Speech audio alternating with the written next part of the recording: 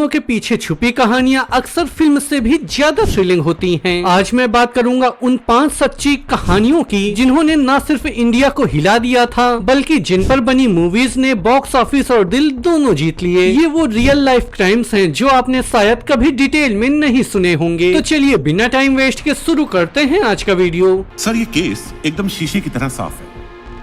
DNA report के मुताबिक सचिन महाजन की बॉडी पर जो खरोंचों के निशान मिले वो आयशा महाजन के नाखूनों से हुए और आयशा महाजन की बॉडी पर जो स्क्रैचेस मिले वो डॉक्टर सचिन महाजन के नाखूनों से हुए। लिस्ट की शुरुआत करते हैं रहस्य से। 2008 के नोएडा डबल मर्डर केस ने पूरे देश को हिला दिया था। इसी से प्रेरित रहस्य में आयशा महाजन का मर्डर होता है अपने ही घर में। शुरुआत में सबके शक की उंगली उनके डॉक्टर फादर पर उठती है, लेकिन CBI officer Sunil Parashar case अपने हाथ में लेते ही समझ जाते हैं कि कहानी कुछ और ही है। इन्वेस्टिगेशन में एडल्ट्री, फैमिली सीक्रेट्स, बॉयफ्रेंड और हाउस स्टाफ सभी पर शक होता है। फ्लैशबैक्स के साथ कहानी इतनी लेयर्स में खुलती है कि एंड तक सस्पेंस बना रहता है और जब असली कातिल सामने आता है तो सबके होश उड़ जाते हैं। अरे कोई एविडेंस नहीं है तुम्हारे पास पारस्कर साहब। सीबीआई की मार खाएगा ना तो ही एविडेंस बनेगा।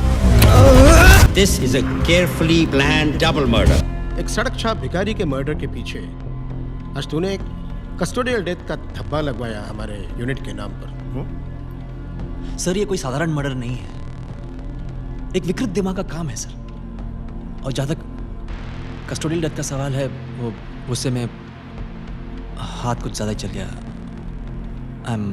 I'm sorry। अब बारी है द स्टोन मैन मर्डर्स की। मुंबई की रातें एक डरावने सिलसिले से कांप रही होती हैं। फुटपाथ पर सोने वालों का एक एक करके मर्डर एक भारी पत्थर से। सस्पेंडेड कॉप संजय सेलर इस केस को सॉल्व करके अपना नाम साफ करना चाहता है। एआईजी साटम का अनऑफिशियली सपोर्ट मिलता है, लेकिन इंस्पेक्टर फड़के से उसकी टक्कर चलती रहती है। इन्वेस्टिगेशन मुंबई के अंडरवर्ल्ड तक पहुँचती है, जहाँ एक ऐसा सच सामने आता है जो सिर्फ किलर का राज नहीं खोलता बल्कि ये भी दिखाता है कि ऐसी हत्याएं शायद और शहर में भी हो रही हैं। मूवी की स्टोरी काफी एंगेजिंग है जो आपको लास्ट तक बांधे रखेगी।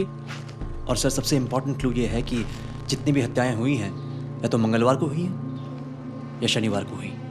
अरे ये पॉइंट अभी तक हम में से किसी ने नोट नहीं किया। अब हो सकता है कोइंसिडेंस हो सर, या फिर हो सकता है कि एक ऐसा आदमी हो इसकी psychology you know who wants attention. हो सकता है कि वो एक जैक द रिपर टाइप का हवा क्रिएट करना चाह रहा हूँ।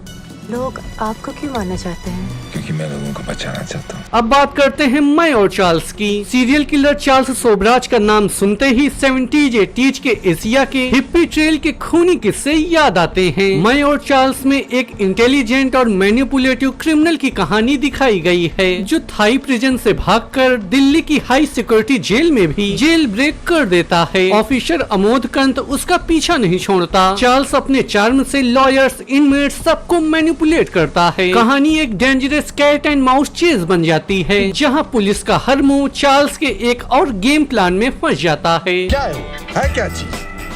चोर है वो, उचक्का है, मर्डरर है। गौतम बुद्ध का अवतार है चार्ल्स। अब बात करते हैं नॉट अ लव स्टोरी की। मुंबई में एक्टिंग का सपना लेकर आई अनुषा का सपना एक रात में ही खूनी नाइटमेयर बन जाता है। अपने बॉयफ्रेंड रॉबिन के गुस्से में आकर फिल्म मेकर आशीष के मर्डर होने के बाद ये कपल उनके टुकड़े टुकड़े करके जला देता है। पुलिस केस सॉल्व करते हुए अनुषा को अरेस्ट करती है जो अपने स्टेटमेंट में रॉबिन का नाम लेती है। कोर्ट रूम में ब्लेम गेम चलता है, लेकिन कहानी का सबसे स्कैरी हिस्सा ये है कि मर्डर के बाद भी इनके चेहरों पर कोई गिल्ट नहीं दिखाई देता। अपन तो क्या ना साहब, पैदा ही निशाचर हुआ है।